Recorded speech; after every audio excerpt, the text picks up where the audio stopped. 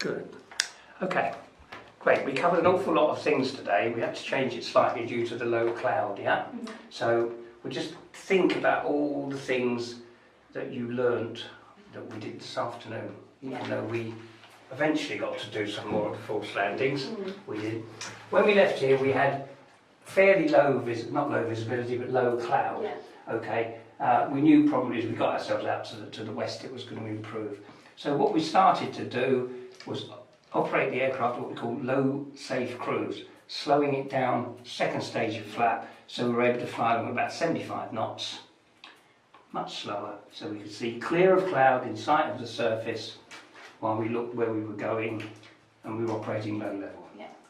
And you had different handling characteristics of the aircraft. We couldn't see so far, we could see clearly below the cloud, but we couldn't really see an awful lot of where we were actually going because we were that much lower, and the aircraft handled differently on it. Okay.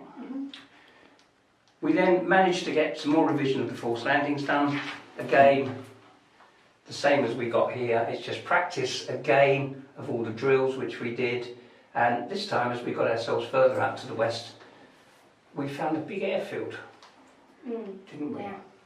One of the questions you'd asked as well before we went, what wind should we use? And we decided, because it was relatively strong, it shouldn't have changed much. It was basically westerly, southwesterly. We had no smoke indicators, nothing, and you quite rightly worked out what it was. When we saw the airfield, we decided where the dead side was going to be in terms of where we were going to move ourselves across to become downwind, high downwind, and then look where we were. And that's what we did to those. They all worked okay. Happy with all that? I'll do a bit more practice with that one. On there. Coming back, we knew that we were going to come back with a lowering cloud base, but we could still land at the airfield. So with 5 minutes to run, we were basically down 800 feet. Yeah. Then we were down to 700 feet. Then we were down to 600 feet, clear of cloud, along the coast. Yeah. But also pointing out that at some point, if you'd been on your own, you would have diverted back to Goodwood. Yeah.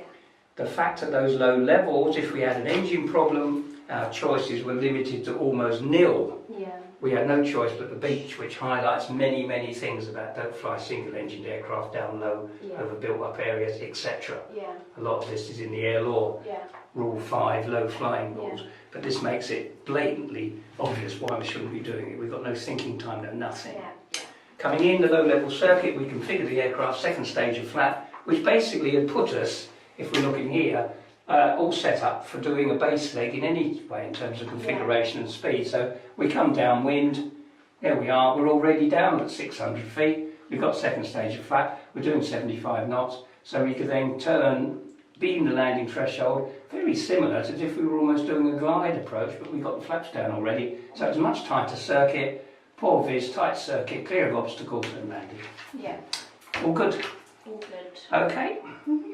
So we're back next week? Yeah. Hopefully get you off to do some more solo. Yeah. Okay. Good. Any questions on anything we've got? No. Done? No. Just need to keep going over it. Yeah, it's just practice. I think we solved a little problem with the alternate static source as well. Yes. Okay, we'll look at the effect of the instruments that has if we lose a static next time. Yeah. Okay. Okay. Cool.